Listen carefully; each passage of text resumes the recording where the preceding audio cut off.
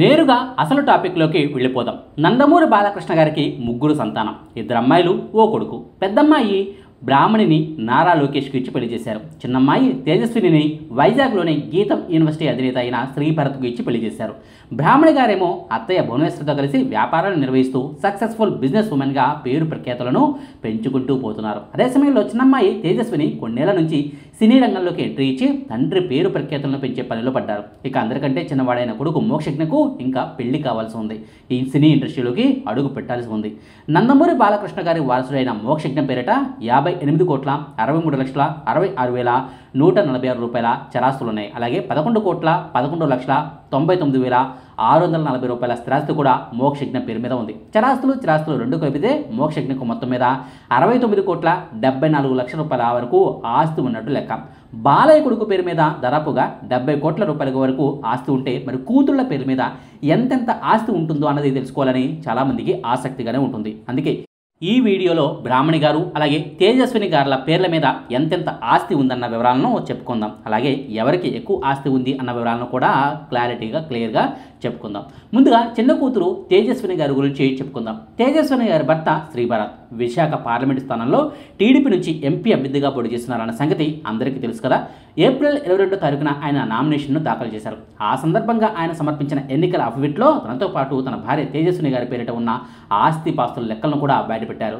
శ్రీభరత్ గారు సమర్పించిన ఎన్నికల అఫిడవిట్ ప్రకారం 2018-2019 ఆర్థిక సంవత్సరంలో తేజస్విని గారు 62 లక్షల రూపాయల ట్యాక్సులను చెల్లించారు. 2019-2020 ఆర్థిక సంవత్సరంలో 2,08 లక్షల రూపాయల ట్యాక్సులను చెల్లించగా 2020-21 ఆర్థిక సంవత్సరంలో 93 లక్షల రూపాయల ట్యాక్స్ను చెల్లించారు. ఇక 2021-22 ఆర్థిక సంవత్సరంలో 1,35 లక్షల రూపాయల ట్యాక్సులను చెల్లించగా 2022-23 ఆర్థిక సంవత్సరంలో అయితే 1,38 లక్షల రూపాయల ట్యాక్సులను చెల్లించారు. మొత్తం మీద 2018 నుంచి 2023 సంవత్సరం వరకు 5 ఏళ్ల కాలంలో తేజస్విని గారు ఏకంగా 6,36 లక్షల రూపాయల మేర ట్యాక్సులను అయితే ప్రభుత్వానికి చెల్లించారన్నమాట.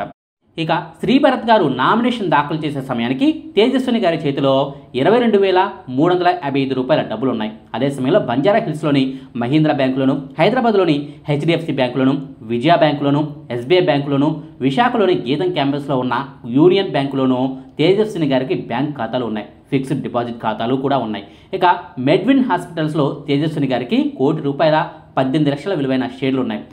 లెగ్రాండ్ ప్రొడక్షన్లో ఆమె పెట్టుబడులు పెట్టారు. అలాగే ఎన్బీకే టాలెంట్ స్టూడియో కంపెనీలో 44% షేర్లు ఆమె పేరిట ఉన్నాయి. అలాగే ఎన్బీకే క్లాసిక్ కంపెనీలో 45% షేర్లు ఆమె పేరిట ఉన్నాయి. Shreyas, Reliance brands, vision tech, ఫెడరిటాస్, Reliance gas lifestyle, Sri Venkateswara agencies వంటి సంస్థల నుంచి ఆమెకు అద్దె రూపంలోనూ భారీగానే డబ్బులు వస్తూ ఉన్నాయి.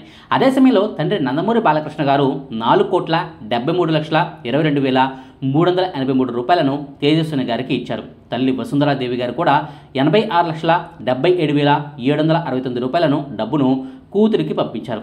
అలాగే తమ్ముడు మోక్షజ్ఞ కూడా 50,000 రూపాయల డబ్బును తేజస్విని గారికి ఇచ్చారు. గతంలో అప్పుగా తీసుకుని ఇచ్చారో లేక ఏ కారణాలతో ఇచ్చారో కానీ మొత్తానికైతే తల్లిదండ్రులు ప్లస్ తమ్ముడు నుంచి అయితే తేజస్విని గారికి 5.5 కోట్ల రూపాయలకు పైగానే డబ్బులు వచ్చాయి.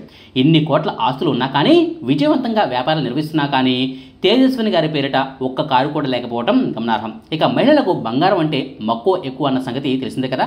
దానికి బాలయ్య గారి కూతుళ్ళు కూడా మినహాయింపు ఏమీ కాదు. తేజస్విని గారికి 1,74 లక్షల రూపాయల విలువైన డైమండ్స్ ఉన్నాయి. ఇక దాంతోపాటుగా 5 కిలోల 300 గ్రాముల బంగారం కూడా ఉంది. దాని విలువ అక్షరాల 2,89 లక్షల రూపాయలు. ఇక 52.5 కిలోల వెండి కూడా ఆమెకు ఉంది. దాని విలువ అక్షరాల 38,86,000 రూపాయలు. ఇలా ఆమె పేరు మీద ఉన్న చరాస్తుల విలువ అంతా కలిపి అక్షరాల 48,36,73,751 రూపాయల ఆస్తి ఉంది. ఇక స్థిరాస్తులు కూడా తేజస్విని గారికి బాగానే ఉన్నాయి.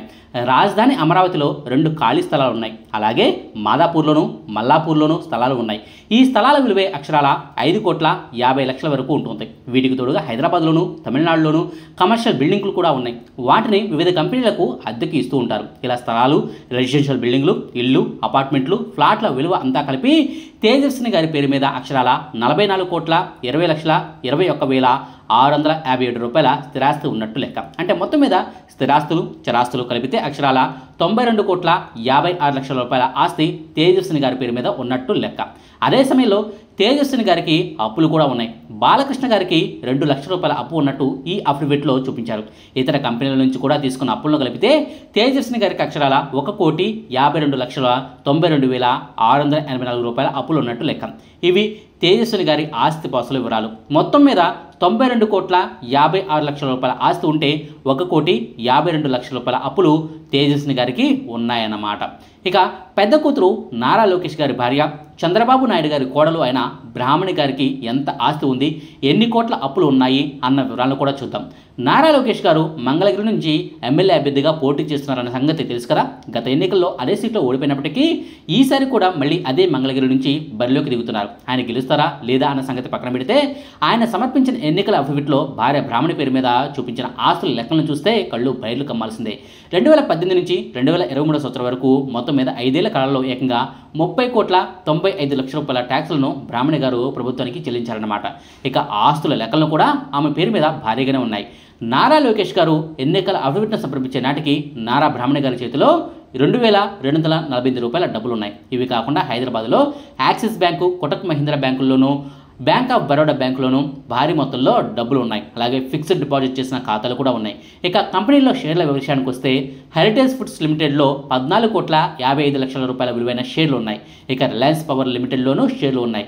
మెగాబిడ్ ఫైనాన్స్, నిర్వాణ హోల్డింగ్స్, హెరిటేజ్ ఫైనలీస్ లిమిటెడ్లో బ్రాహ్మణి గారికి షేర్లు ఉన్నాయి. ఎస్బీఐ లైఫ్ ఇన్సూరెన్స్లో కూడా పాలసీలు ఉన్నాయి. అలాగే వివిధ కంపెనీలకు 15 కోట్ల రూపాయలకు డబ్బులు ఇచ్చినట్టుగా చూపించగా రెంట్ రూపంలో 14 లక్షల పైగా డబ్బులు వచ్చినట్టు చూపించారు. బ్యాంకుల్లో ఉన్న డిపాజిట్లకు 51 లక్షలకు పైగా వడ్డీ జమనైనట్టు చూపించారు. ఇకపోతే బంగారు ఆభరణాల విషయానికి వస్తే భారీ మొత్తంలోనే నగలు ఆమె వద్ద ఉన్నాయి. దాదాపుగా 2.5 కిలోల బంగారు నగలు బ్రాహ్మణి గారి వద్ద ఉన్నాయి. వాటి విలువ అక్షరాల 1,33,00,000 రూపాయలకు పైగానే ఉంటుంది. దాంతోపాటు 1,48,00,000 రూపాయల విలువైన స్టోన్స్, పెరల్స్ ఉన్నాయి. అదేవిధంగా 97 కిలోల విలువైన వెండి కూడా ఉంది. దాని విలువ 72 లక్షల రూపాయలు. ఇవి బ్రాహ్మణి గారి పేరు మీద ఉన్న చరాస్తులు. ఇవన్నీ కలిపితే బ్రాహ్మణి గారి పేరు మీద ఏకంగా 45,06,30,277 రూపాయల స్థిరాస్తులు ఉన్నట్టు లెక్క. ఇక బ్రాహ్మణి గారి పేరు మీద ఉన్న స్థిరాస్తుల విషయానికి వద్దాం. బ్రాహ్మణి గారి పేరు మీద వ్యవసాయ భూములు ఏమీ లేవు. హైదరాబాద్లోని మాదాపూర్లో మాత్రం ఓ ఖాళీ స్థలం ఉంది.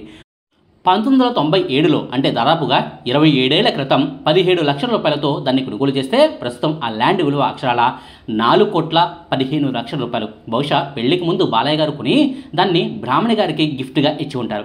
ఇక రంగారెడ్డి జిల్లాలోని మల్లాపూర్లో 2024 సంవత్సరం మార్చి 22వ తేదీన 90 లక్షల రూపాయలతో ఓ ల్యాండ్ను బ్రాహ్మణి గారు కొనుగోలు చేశారు. ఇక రంగారెడ్డి జిల్లాలోని మణికొండలోనూ ఓ స్థలం ఉంది. దాన్ని 2010 సంవత్సరంలో కొనుగోలు చేశారు. అంటే నారా లోకేష్తో పెళ్ళైన 3 ఏళ్ల తర్వాత ఈ ల్యాండ్ను కొనుగోలు చేశారు. 2010లో దాని విలువ అక్షరాల 1,23,00,000 రూపాయలు. ఇప్పుడు దాని ప్రస్తుత మార్కెట్ విలువ 3,66,00,000 రూపాయలు. ఇక జూబ్లీ హిల్స్లో ఓ కమర్షియల్ బిల్డింగ్ ఉంది. దాని మీద వచ్చే ఆదాయంలో సగం బ్రాహ్మణి గారికి, మిగతా సగం కొడుకు దేవాంష్కు వెళ్తుంది. ఇక చెన్నైలో 2006 సంవత్సరంలో 48 లక్షల రూపాయలతో ఓ స్థలాన్ని కొంటే దాని ప్రస్తుత మార్కెట్ విలువ 6,69,00,000 రూపాయలు. ఇది పెళ్లికి ముందు కొన్నారు కాబట్టి బహుశా బాలయ్య గారే కొని కూతురు పేరు మీద రిజిస్టర్ చేసి ఉంటారు. ఇక ఖాళీ స్థలాలు, కమర్షియల్ బిల్డింగ్లు వాటి ప్రస్తుత మార్కెట్ వాల్యూని కలిపితే బ్రాహ్మణి గారి పేరు మీద అక్షరాల 35,59,21,125 రూపాయల స్థిరాస్తి ఉంది. అంటే 45,06,00,000 రూపాయల చరాస్తితో పాటుగా ఈ స్థిరాస్తిని కూడా కలిపితే మొత్తం మీద బ్రాహ్మణి గారి పేరు మీద అక్షరాల 80,65,00,000 రూపాయల ఆస్తి పాస్తులు ఉన్నాయన్నమాట. ఇక అప్పులు కూడా బ్రాహ్మణి గారికి బాగానే ఉన్నాయి. అయితే ఇందులో విచిత్రం ఏమిటంటే తల్లి వసుంధర గారి దగ్గర నుంచి చేబదులుగా 42,23,000 రూపాయలను తీసుకున్నారట. అలాగే తండ్రి బాలయ్య గారి వద్ద నుంచి 16,19,000 రూపాయలను బ్రాహ్మణి గారు చేబదులుగా తీసుకున్నారట.